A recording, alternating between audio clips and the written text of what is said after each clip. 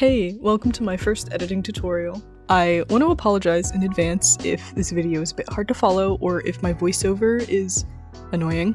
I have never recorded anything like this before, so I tried my best, tried to keep it simple. Let's get into it. Before I start the editing tutorial, there are a few things I need to get out of the way. One is the creation of the black outline you see in most of my edits. They're very simple to make, and I'm sure there is already a template or PNG available online if you would like to look into that, but if you'd like to create one yourself, here's how. Go into your preferred art software, draw a black square,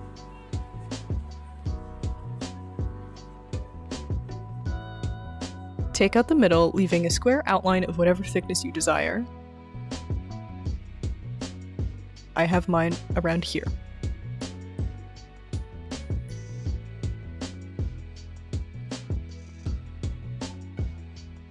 Save the image with a transparent background, and import it into the materials section of your edit. The second thing I like to use for my edits is a little corner indicator to show which character is speaking. Now, I did not remake one for this video, however, they're very simple to make. As you can see, it's just a corner shape in the same color as your text. Add a little bit of glow if you'd like, if you add glow to the text.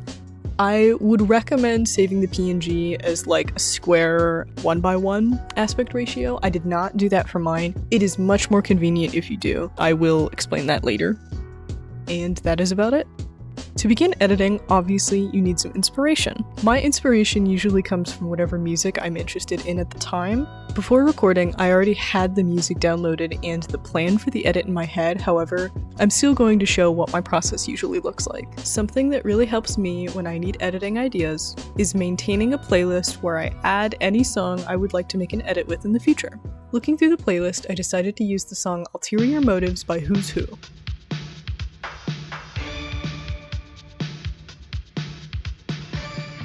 Before importing to my editing software, I like to decide which part of the song I'm going to use to make it easier to find that portion once it's imported. Here I listened through and decided on the last time the chorus is repeated, however, I ended up changing after importing. When editing, remember that you can always change things.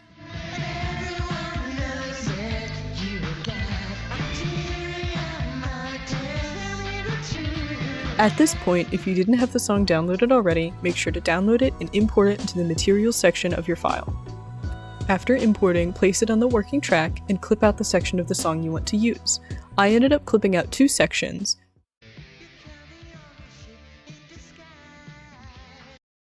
I ended up importing a file before adding the beats to the song, however, that is an important step you should not miss.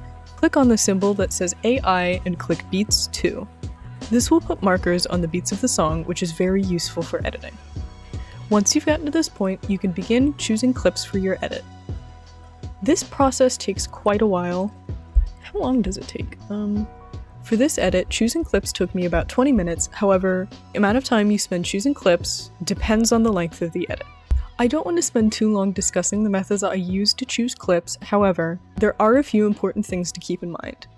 Obviously, I try to keep the clips matching the lyrics, however, that's not a written rule, that's just what I prefer. Also try to make sure that the clip doesn't start in the middle of a character's action unless that is the effect I want. Starting a clip in the middle of a character's action can look a little jarring.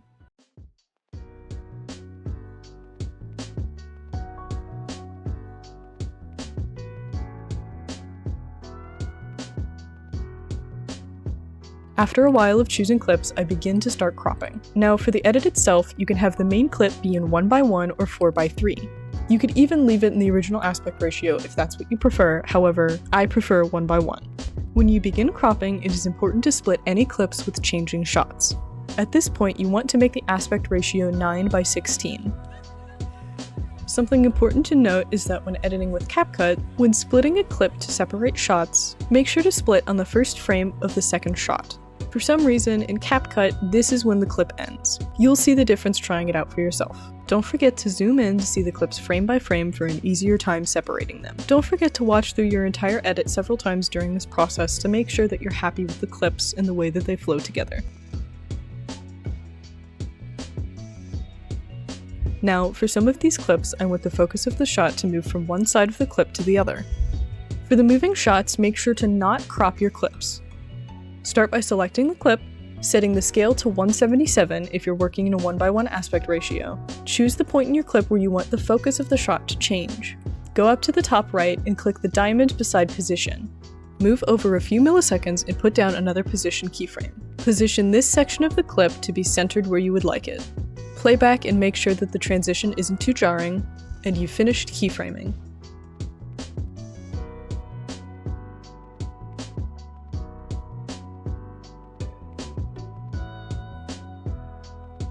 After you have all of the clips cropped or keyframed, now is when you import the outline. Mine happens to not be a perfect square, so I scale it up by 2 pixels, but if you followed my tutorial earlier, you shouldn't have to do this. Go to Blend, set to Overlay, and turn the opacity down to wherever you prefer. However, I usually set mine at 43%. After this, I messed around with some of the clips to make sure I was happy with them. Ignore the invisible track here. I tried to do a second white outline, however, it did not look very good. I recommend your outline be black. At this point, if you would like to use the corner indicators like I do for my videos, import them, scale them down to whatever size you prefer, and put them in the corners. Since my original PNG is not in the 1:1 aspect ratio, I manually place them. However, if yours is properly cropped, place one of the corners. Hopefully you know how math works. I don't really know how math works. I'm not sure how to explain this. But if yours is cropped in the 1:1 aspect ratio, duplicate the PNG, look at the X and Y values. If X is negative and Y is positive, change Y to be negative and X to be positive. This should, in theory, mirror your corner piece. Repeat this process, but try making both X and Y negative and both X and Y positive. You should end this process with 4 corner indicators. I like to turn down the opacity of mine to make them blend a little better with the edit. I typically set the opacity of mine to 63%. Now that you're done with the main section of the edit, you can begin the text portion. I cannot lie to you, this process is extremely annoying and time-consuming. Begin by adding in text. I ended up putting the first line of lyrics, however, this is not necessary. Mess with the font size and scale of your text until you can fit a full lyric fully on the screen at once. I would recommend testing this out with your longest line. If you would like, you can just use the scale that I use. My favorite font to use is Brie Serif, so I set the font to Brie Serif. At this point, you can begin coloring your text. Since I edit with murder drones, I like to have the text match their eye color. I also add a stroke or outline and glow effect to the text. I fiddled around a bit with who is speaking in this edit, however, I did end up landing on N being the speaker. Since I decided on N being the speaking voice, I colored each part of the text to match his eye color. If you would like, you can use the specific text codes that I do. For the base of N's text, I use FFCB75. For the stroke or outline, I use DC9D3A. Finally, for the glow, I use FFC35D. I set the glow intensity to 35 and keep the range at 40. I set the stroke or outline to 33. Apologies that I keep saying stroke or outline. I really do not like the word stroke. Just call it the outline. To begin the text, write out each lyric and match it up to where it begins in the song. This doesn't have to be perfect as we refine it later.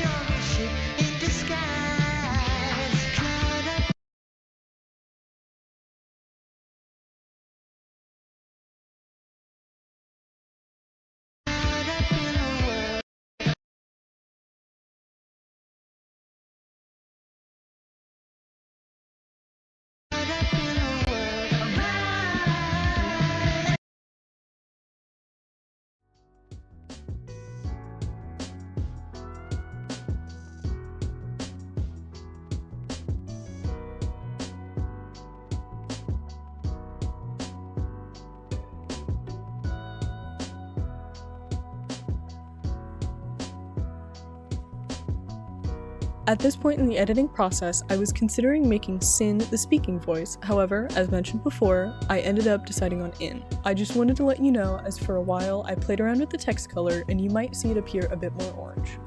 I ended up playing around with clips a little bit more, which is perfectly normal at this point in the process. Remember, you can change any part of the edit at any time.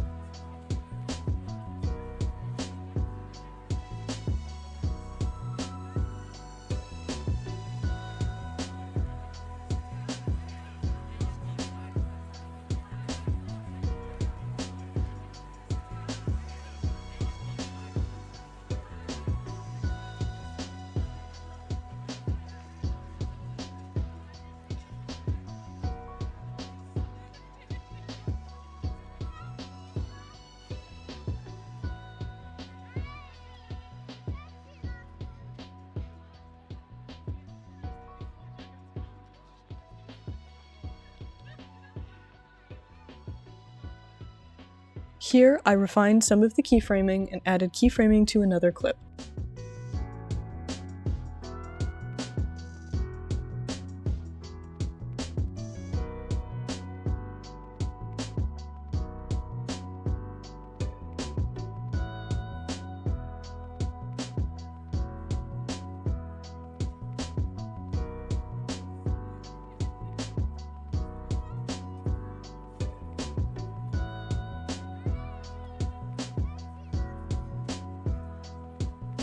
Before starting on the main text, I decided I wanted the words "Ulterior Motives" to be an overlay layer rather than regular text.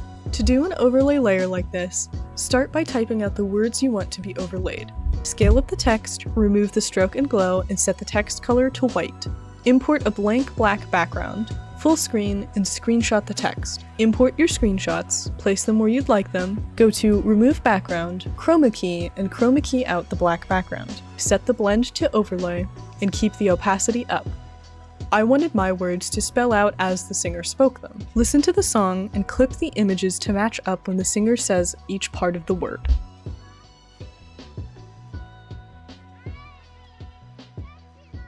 Go to Mask, Split, Rotate, and mask out the part of the word that hasn't been said yet. Repeat this for every clip until you have the word fully spelled out. Since I wanted the word motives to be overlaid as well, I repeated this process. Once you have it done, play back and make sure you're happy with the result.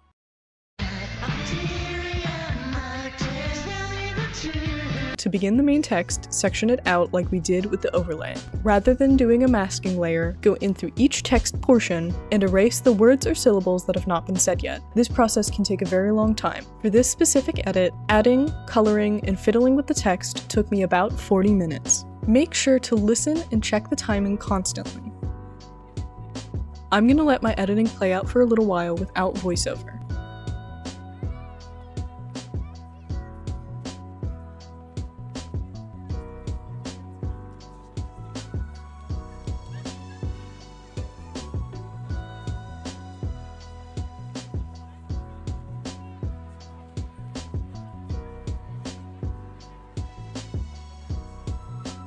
Congratulations, you are done with the text. I genuinely applaud you if you sat through this entire part without any entertainment as I did recording this video.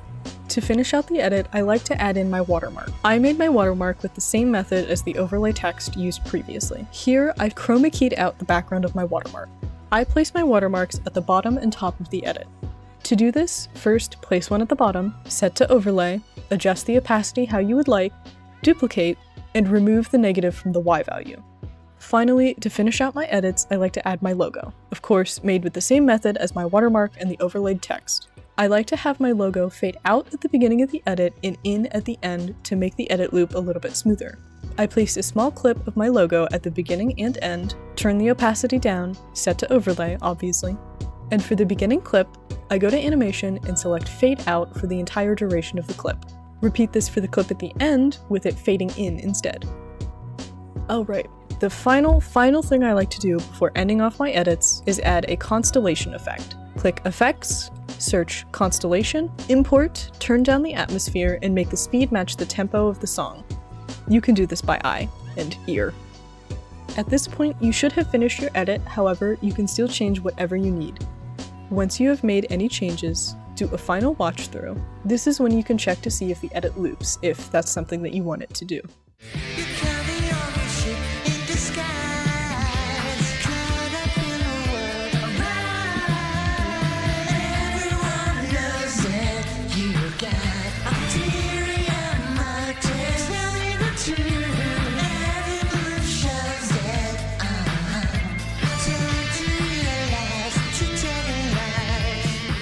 And you're done! Thank you so much for sitting through this entire tutorial. I apologize if I didn't explain things very well. I really struggle with teaching, which I probably should have considered when making a tutorial. Thank you guys so much for 400 subscribers. I know we hit that a few weeks ago, but I am still excited. After you finish your edit, I would recommend going outside and touching grass. I'm being serious. Maybe take some Advil, too. I usually get a headache after I'm done. I wouldn't do this in one sitting either. Unless you're weird or me, then go ahead. Feel free to tag me if you make an edit after watching my tutorial. I'm very interested in seeing what you make with my advice.